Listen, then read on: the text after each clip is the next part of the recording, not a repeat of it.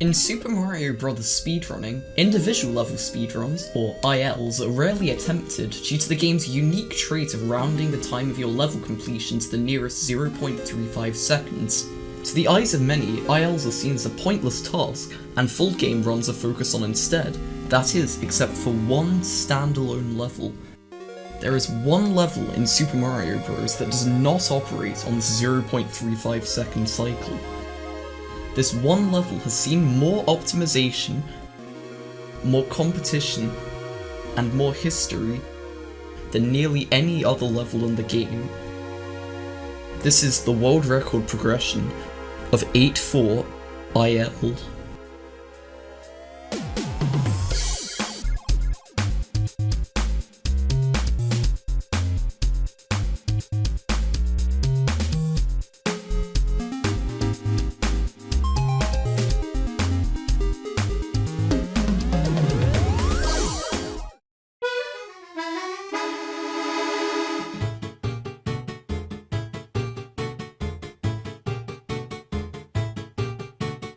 "8-4 is a maze level, featuring 5 rooms that each feature pipes that take you further in the level. Taking the incorrect pipe takes you back to the beginning of the level, where you have to try again. The level consists of 5 rooms, the first featuring a large gap that you can either jump straight across or take an elevator. The second having tricky enemy placements and a pipe that can only be accessed by jumping on top of an invisible block. The third featuring cheap cheats that can get in your way, making it hard to traverse through the room. The fourth being a tricky water section with tight gaps, fire bars that can get in your way, and bloopers. And the final room having lots of tough enemies, a hammer bro that can block your path, a Podoboo that can jump low enough to kill you, and finally, Bowser at the end. For a long time, people never felt the need to optimize their 8-4s. Full game world records in the any% and warpless categories were being brought down by whole seconds at a time, so shaving off fractions of a second in 8-4 was seen as pointless. As a result, lots of early 8-4s in records were filled with mistakes, unoptimal movement, and just general time losses all over the place. The earliest fast 8-4s that we know of were simply those done at the end of runs, typically clocking in at around 47 seconds. During the early period of the game in the mid-2000s, runners such as Scott Kessler, Trevor Sagan, and Andrew G pushed 8-4 times down through getting more consistent at faster block climbs, faster third room pipe entries, and faster water sections. But they were nothing close to the 8-4s that we see today. That was, until a dramatic shift happened in the way runners played 8-4.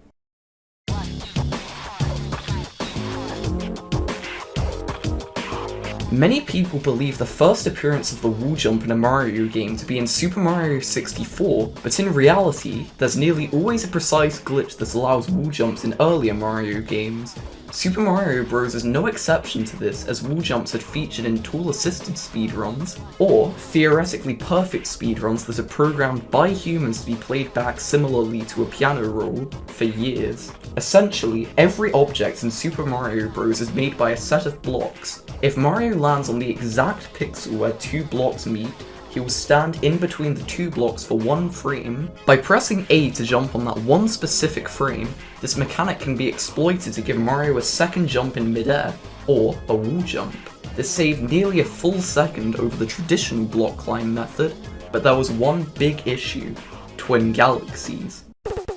During the mid-2000s, contemporary websites such as speedrun.com or even Speed Demo's archive did not exist, or at least not to the scale that they do today, leaving speedrunners with only one place they could submit their times, that being Twin Galaxies. While Twin Galaxies has been surrounded with controversy throughout nearly all of its history for other reasons, it has always been unfavoured by speedrunners due to its archaic stance on glitches. Under Twin Galaxies rules, no glitches were allowed whatsoever, and those were the rules that runners of this game were forced to abide by for years. That was, until legendary Mario speedrunner Andrew G decided to run against them. Andrew wanted to push the game to its absolute limits regardless of leaderboard approval, so decided to ditch switch the glitchless approach and add in the wall jump, and another trick called the 8-4 wrong warp. This other trick takes place in the third room of 8-4 and relies on how the game can only store one destination for Mario to go upon entering a pipe. It cannot say,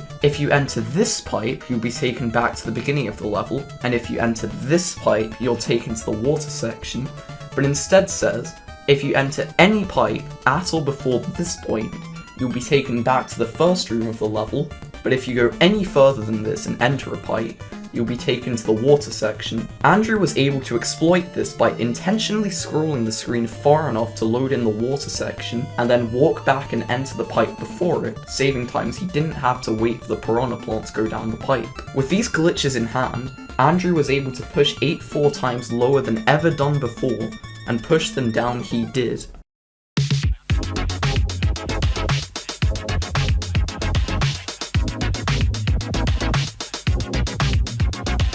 The first run we're going to look at is the 8-4 at the end of Andrew G's legendary 500.72, which came out at 45.826 seconds. This was over a second faster than Scott Kessler's 8-4s thanks to the new use of glitches. It is almost certain that he played faster 8-4s at some point, but this is the first that we have on video today. Andrew did the wall jump, but didn't move far enough to the right in order to enter the pipe. This meant that he then had to walk to the right and enter again, which lost him a lot of time. It's worth noting that Andrew slowed down for the first jump in wall jump room. Normally, this is a frame perfect jump without slowing down, as jumping one frame later will make you bonk into the pipe. In the third room, he applied the wrong warp glitch by scrolling the screen past the necessary point to load in the water section, but he went extra far to ensure that the glitch would work. It would have been faster not to scroll the screen as much, but Andrew would have had to save that for another run. In the water section, Andrew walks on the ground for some time at the middle section under the fireball, and at the end by the pipe. This would cost him some time, as walking is much slower than swimming, but it would still allow the 8-4 to be over a second faster than all prior runs. Throughout the next few years, Andrew's 8-4 speeds would improve with each new any % PV he got. He would iron out mistakes such as delaying on entering the pipe in wall jump room, scrolling the screen extra far in turnaround, and touching down in water, until his time was near perfect for his strategies. Eventually, he brought his time down to a 44.826, exactly 1 second faster than the 8-4 in his 500.7, through playing more aggressive, ironing out mistakes, and through the use of newer and faster strategies. In Super Mario Bros., Mario accelerates slightly faster when he's facing backwards. By backwards jumping before the wall jump, Mario faces backwards when jumping off the pipe, causing him to accelerate at a higher speed. This can save up to a tenth of a second over a standard forwards wall jump. Additionally, Mario is able to slow down faster while facing backwards too. Andrew did a backwards jump over the pipe in turnaround room to stop faster, which also saved time. With everything done here, a very impressive 8-4 was produced, especially as this was done at the end of a world record any % run. However, this run would mark the last time that a new fastest 8-4AL was set in a full game run, as a familiar face would come to improve 8-4 more than ever done before.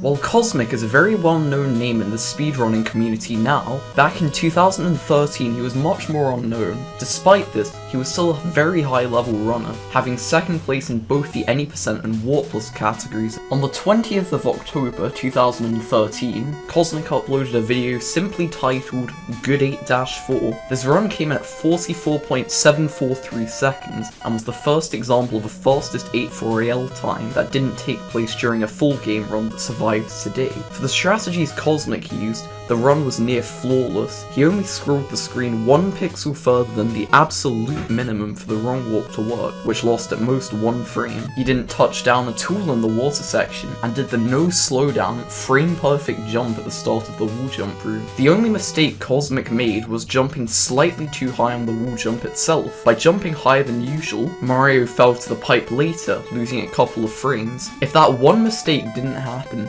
This would likely have been as close to a perfect 8-4 as a human of this time could get. Kosmic could have grinded that out, but chose to add in a new trick that he had up his sleeve instead.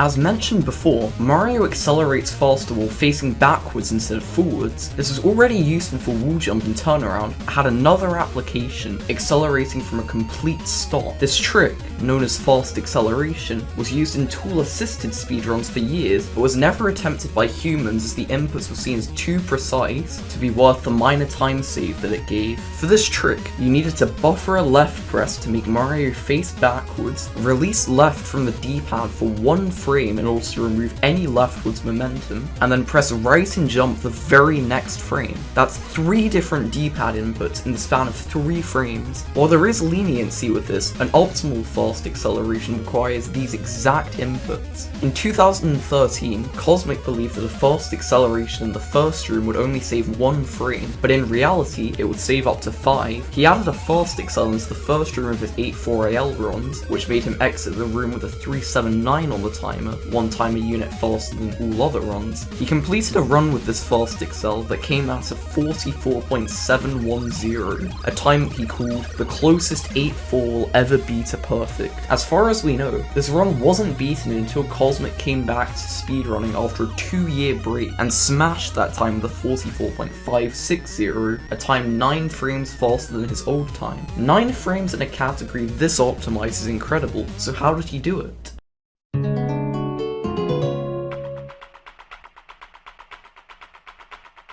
Now knowing that fast acceleration saved much more than 1 frame, Kosmic added them into the start of wall jump room and turnaround room as well. In both first room and turnaround room, each fast accel has the potential to save up to 5 frames, but it can only save up to 2 frames in wall jump room due to the layout of that room. This run marked a new change in the purpose of 8-4AL. Before, the category was done more to show how fast a player could possibly play an 8-4 in a full game run, but an 8-4 this speed in a run was inconceivable at this point. This run was incredibly clean, featuring no large mistakes whatsoever. Kosmic stopped on the exact first pixel required for the wrong warp, had a near perfect wall jump, and only lost 1 frame in the water section. While his fast accelerations were very quick, they weren't perfect, which left a few frames available to optimize the run even further. Kosmic had also considered doing a second fast accel in the turnaround room, similar to what the task does, but concluded that humans couldn't save time with it. He would later improve his time to a 44.527 and later a 44.493 through quicker fast accelerations and even cleaner movement.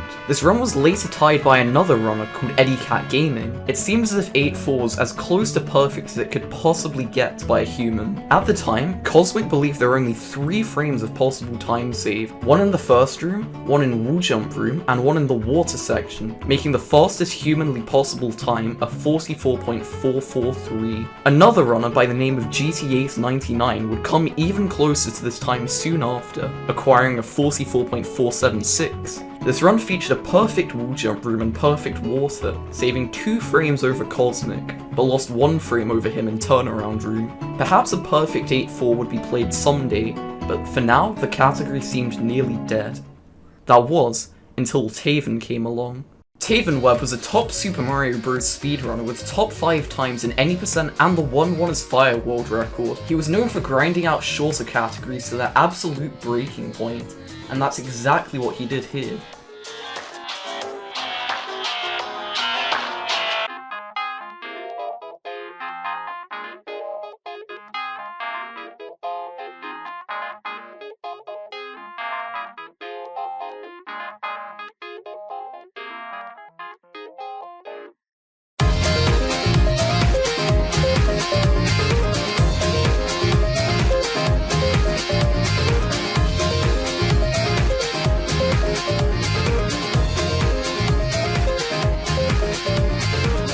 In a little over a month, Taven had brought the world record down from 44.476 seconds to 44.410, 2 frames faster than what Kosmic had claimed the human limit to be at 44.443 seconds. How did he do this? Well, remember the old task strategy that Kosmic experimented with earlier and found didn't save any time? One day, Taven decided to mess around with this strategy under the reasoning of if a task could do it, so could he, and he managed to get it to work. At first, Taven tied GT Ace's world record before adding in the double fast excel and turnaround room, before taking that tied record and running with it. Taven first brought the record down to a 44.427 by tying GT Ace into turnaround room and then adding in his new double fast acceleration. He entered the pipe at frame 68 on the practice ROM's timer, 4 frames faster than GT Ace's frame 72. The fastest frame a human can realistically exit turnaround room without double fast acceleration is frame 71, so Taven's frame 68 saved 3 frames over that too. He entered water section 4 frames ahead of GT Ace, but lost 1 frame on the exit. Despite this, he was still able to pull in a huge new record of 44.427 seconds. Taven wasn't satisfied with this time, and the very next day improved it by 1 more frame to a 44.410. In this run, he was able to accidentally save an extra frame in wall jump room through what feels like essentially luck, putting him 2 frames ahead of his world record into turnaround room. However, he played turnaround room 2 frames slower than last time, only exiting the room with a frame 70. As a result, he was tied with his PB entering water. However, Taven would not lose that frame this time, finishing a run 1 frame faster. He'd worked out that if someone was to play a run that featured a perfect first room, the lucky fast wall jump, the fastest turnaround room that he had ever done, frame 67, and a perfect water, a time of 44.360 seconds would be possible, nearly a full 1/10 of a second faster than what was believed to be possible just over a month prior. Taven would grind out 8-4AL some more, enduring some devastating fails on 44.3 second pace before finally playing this run.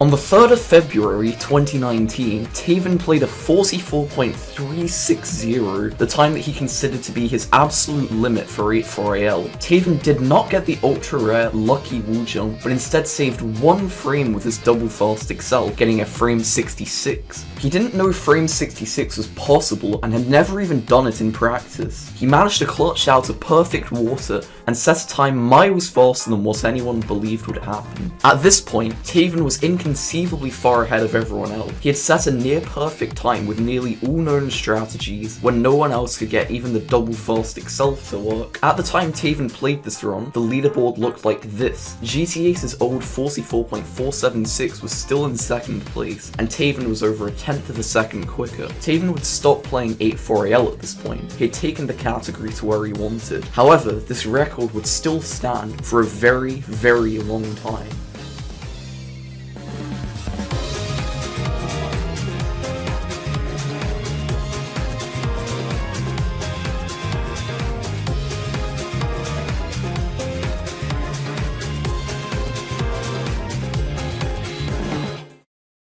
After 6 months, Taven was still in 1st place, and no one had ever gotten as good at double fast excel as he had. That was, until another runner began to follow in his steps. Krilla37 was a very unknown player at this time, who was mostly known for being the first person ever to do the 4-2 top clip, and also for being 6'5". He played the game differently to everyone else, however, as he wasn't interested in full game runs whatsoever. Instead, Krilla wanted to bring down his sum of best as low as possible. That means that he would play individual level runs and attempt to do the hardest tricks, including 8-4AL. Krilla attempted to learn double fast excel and got good at the trick incredibly quickly. In 1 day, he went from getting his first frame 68 to then his first frame 67, tying what Taven believed at one point to be the first double fast excel possible, before then getting 3 frame 67s all in a row. He would immediately get to work in full 8-4ALs, getting a 44.427. There was one problem, however. Krilla played on the NES Classic Edition. This runs at a slightly slower slower frame rate than the original NES, which turned his time from a 44.427 second into 44.500. This was controversial at the time, as Krilla's run would have been untied second place on NES frame rate, but was moved down to 7th place due to the slower frame rate. He would eventually purchase an original NES, and brought his time down to a 44.410, then a 44.377. He claimed that he would never go for world record, but he would begin to improve at double fast excel even more. Krilla got the frame 66, becoming only the second person ever to do so after Taven, and would become even more consistent at that. He also figured out that the lucky fast wall jump wasn't so luck based after all. Essentially, that wall jump requires very specific positioning, but he could manipulate Mario to be in that exact positioning by holding left for a very precise amount of time while doing the backwards jump. Krilla would go on to practice this and gain insane consistency with that wall jump. While most other runners would only get it around 1 in 100 times, Krilla could get it as many as 1 in 3 times. He would periodically grind for world record until one day he played this run. With the axe. Wait 1 sec. Be quiet, be quiet. 8B. Perfect first. No, dude! I didn't jump! That was such a good run. Dude, that was literally insane! Krilla entered turnaround room 1 frame ahead of Taven's world record, having gotten the super fast wall jump. He had then pulled off a perfect first fast excel, but has failed the double fast excel. Had he tied Taven's frame 66, he'd have entered the water section 1 frame ahead of Taven, and would have had the first legitimate shot at beating him. He would keep on grinding 8-4, and would have more and more near misses while on insane paces. Krilla played 8-4AL on and off for a few months without success, until one day he came as close as he'd ever gotten to breaking through.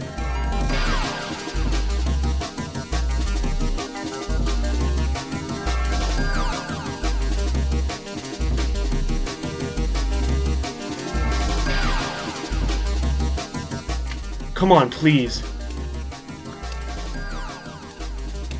No, no, no, no. Krilla had lost world record to the final major obstacle in the run, the water exit. Had he not bonked, this run would have tied Taven's 44.360, which has stood untied for over a year at this point. Around the same time, another runner called Nifsky had been grinding 8-4AL as well. His PB was also a 44.377, but he wasn't going for the super fast wall jump. Instead, he was just trying to tie Taven's record, not beat it. Less than a week later, Nifsky also had a run that was tied with Taven died to the water exit. It seemed as if Taven's year-old record was finally going to be overthrown soon, and it was anyone's guess as to who would do it. That was, until Krilla finally had the chance of a lifetime with this run. Whoa, go down the pipe, Mario. Oh my god. You don't need to beat the boss, so you can just hold off. Okay, wait, let me undo all this. Like, I don't do this. Then do this.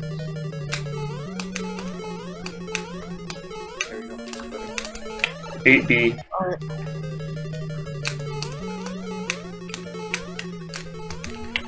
Oh my god, I'm eye to water. I'm not kidding. I'm eye. What?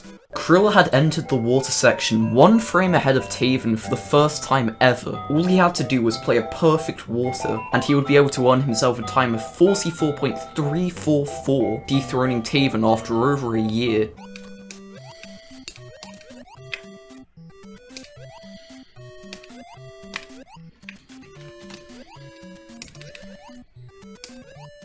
8-6, I think. He lost 1 frame on the water exit. What could have finally unseated Taven as the world record holder was now gone, reduced to only tying him, but Krilla was still very happy about it. 8-6. Come on, come on, come on. Oh my god. Oh my.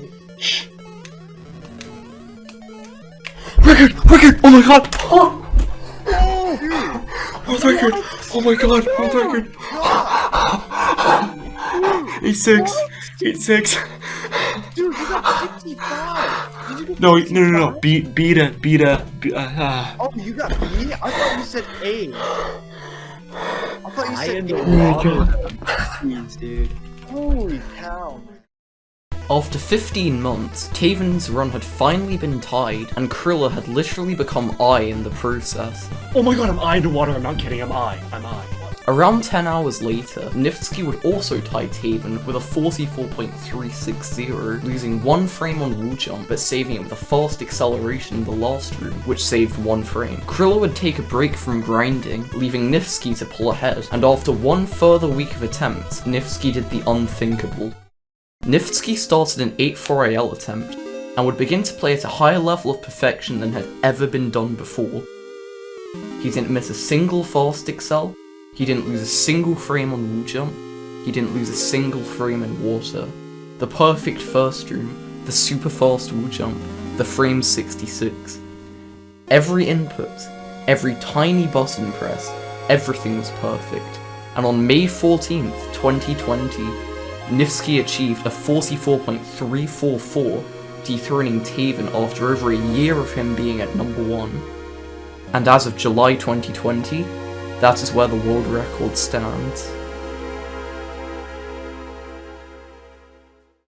Over the span of 15 years, 8-4 times came down from 47 seconds to 44.344. Today it seems like the number of world records left to achieve in the category are numbered. Humans are only a tenth of a second away from tying the task, which gets a 44.227. Recently, another runner called Lukuki found that humans are able to replicate the task fast excel, which saves 1 frame in wall jump, 1 in turnaround, and 1 in last room. He did some runs and was able to save 1 frame in the wall jump room, making him 1 frame ahead of world record entering the water section. However, he then died to the firebar. If someone were able to get the extra frame in wall jump room, a frame 66 in turnaround, and the extra 2 frames in last room with the task fast excel, a time of 44.2 seconds would be possible.